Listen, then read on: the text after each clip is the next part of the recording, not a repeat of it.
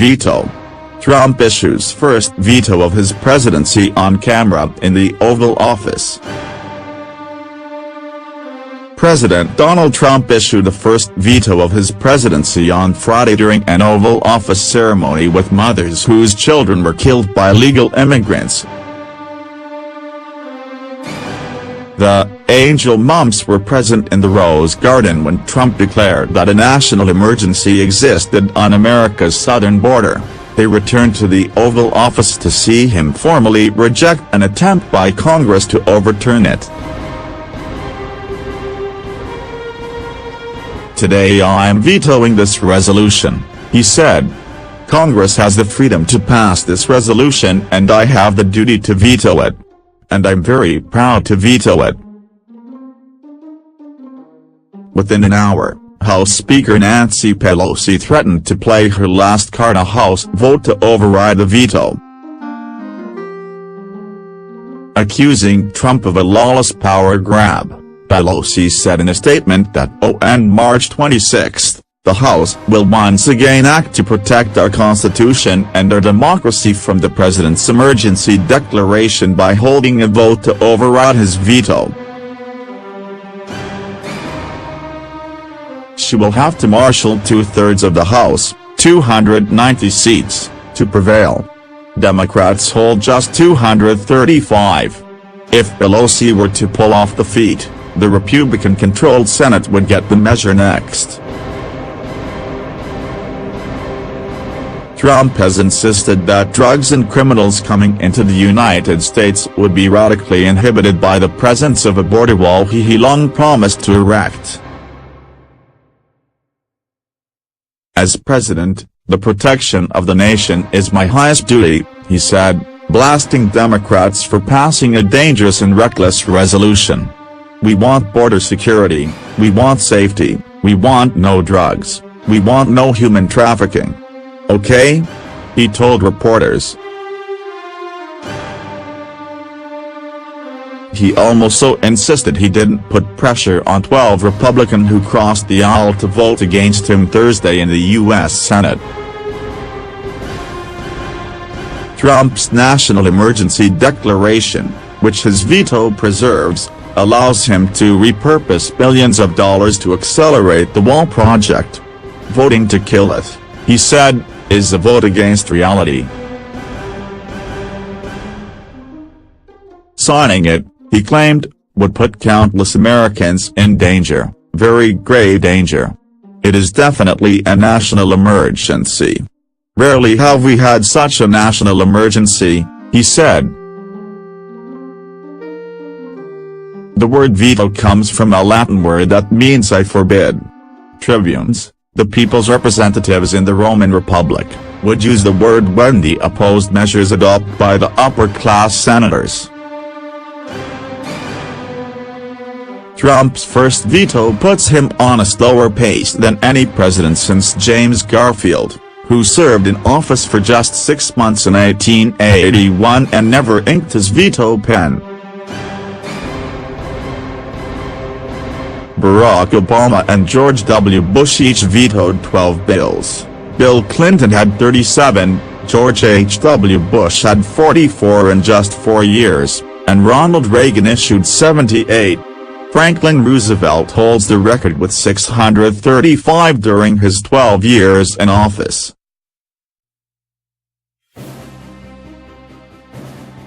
Vice President Mike Pence praised Trump on Friday for standing up to congressional Democrats.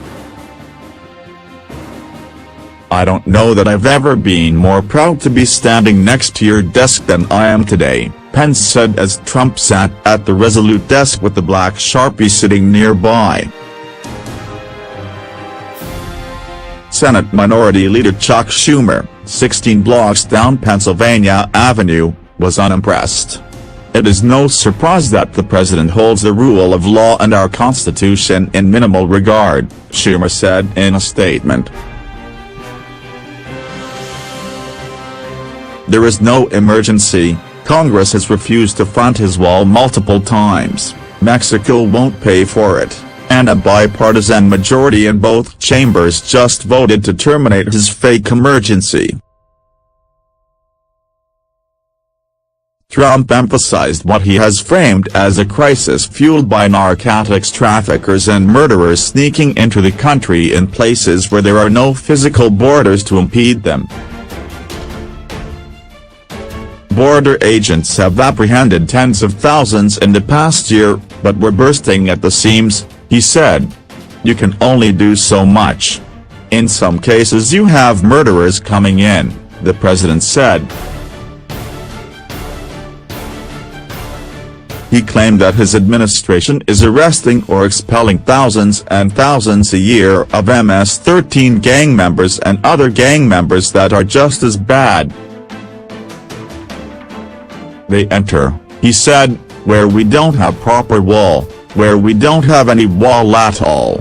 Trump's own Customs and Border Patrol agency told Daily Mail.com on Thursday that despite Trump's animated statements, there is nowhere along the U.S.-Mexico border where a wall stands today on a spot that was undefended when the president took office. The president reframed the situation on Friday, defending the decision to replace and renovate existing barriers before protecting new border regions. We're building a lot of wall right now. It started, he said. A lot of people are saying, well, gee, you took down wall and you're building new. Well, we took down wall that almost didn't exist. It was like paper. And we're replacing it with, in many cases, 30-foot bollards, and in many cases we're replacing it with 18-foot wall. We have many miles under construction right now, he claimed, and we're going to be signing contracts over the next couple of days for literally hundreds of miles of wall. And it's being built in the right places and it's doing the job. Attorney General William Barr said in the Oval Office that from a legal standpoint, Trump's national emergency declaration is solidly grounded in law. And from the standpoint of protecting the American people, it is imperative, he said. Trump began Friday's event by announcing he had placed a condolence call to New Zealand Prime Minister Jacinda Ardern, who leads a nation reeling from a deadly gun mosque massacre. Trump said he called to express the sorrow of our entire nation following the monstrous terror attacks at two mosques. These sacred places of worship were turned into scenes of evil killing, he said.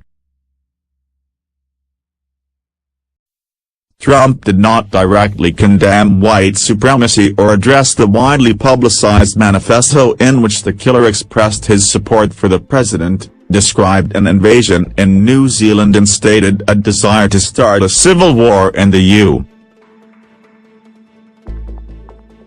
Asked if white nationalism is a rising threat, he replied, I don't really, I think it's a small group of people that have very, very serious problems.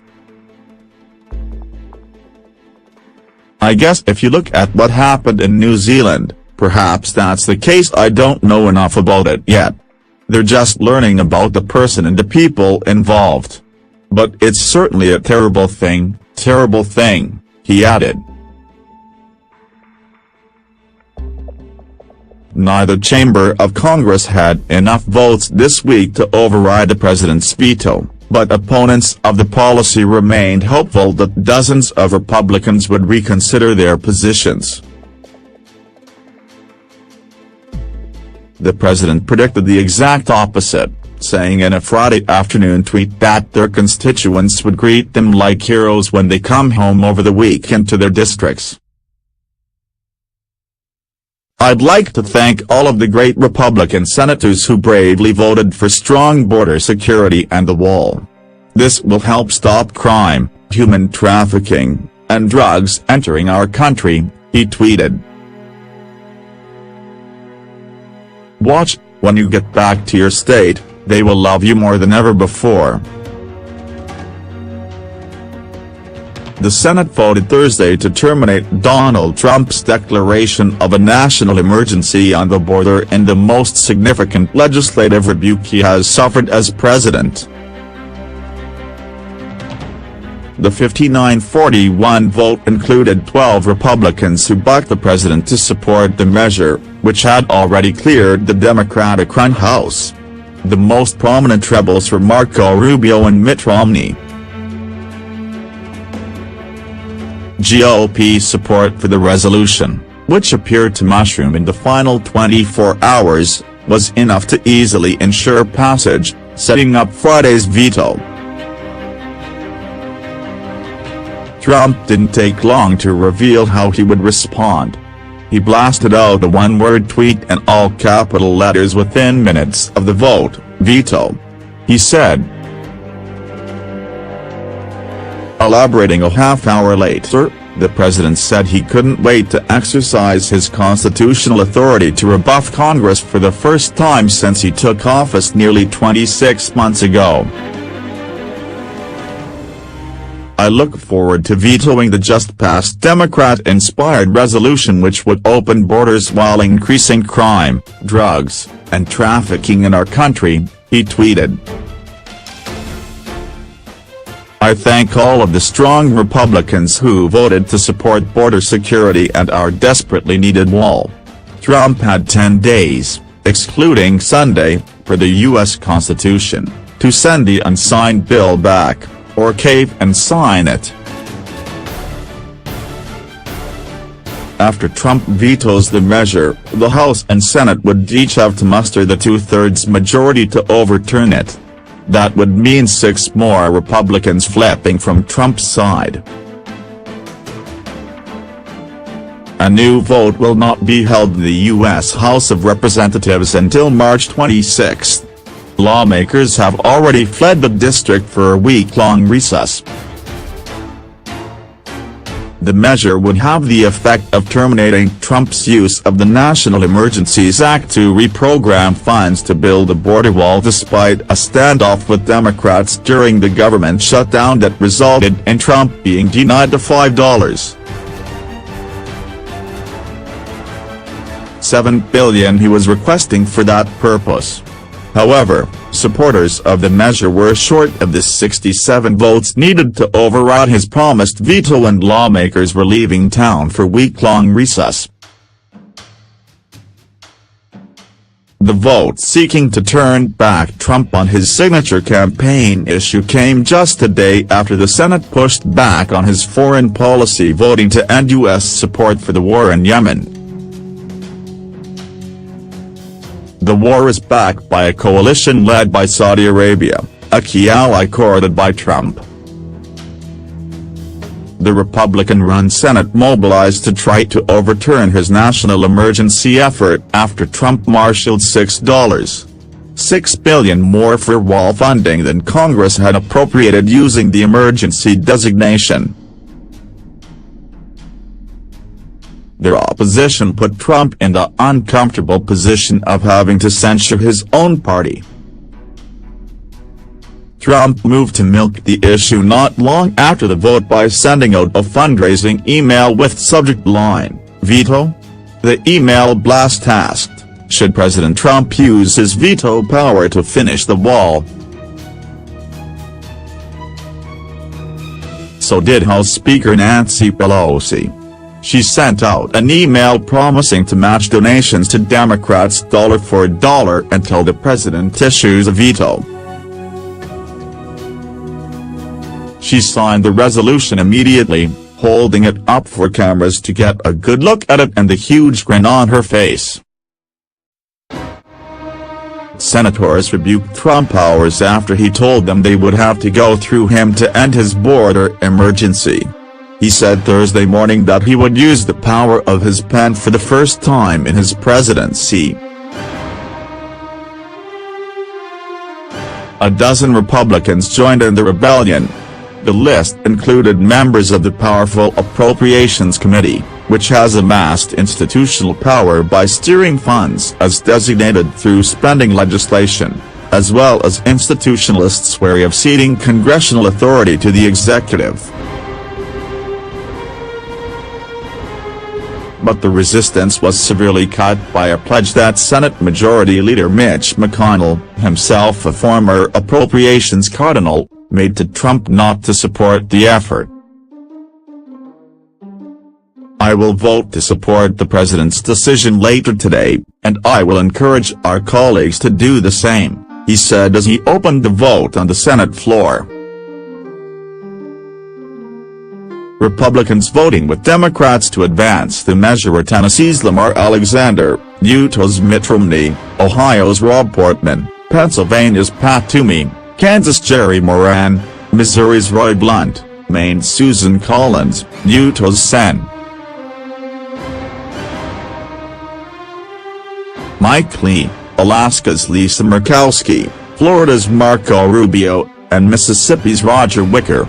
In one unexpected twist, Senator Thom Tillis of North Carolina, who is up for re-election in 2020, voted against the measure, after being one of the first to back it.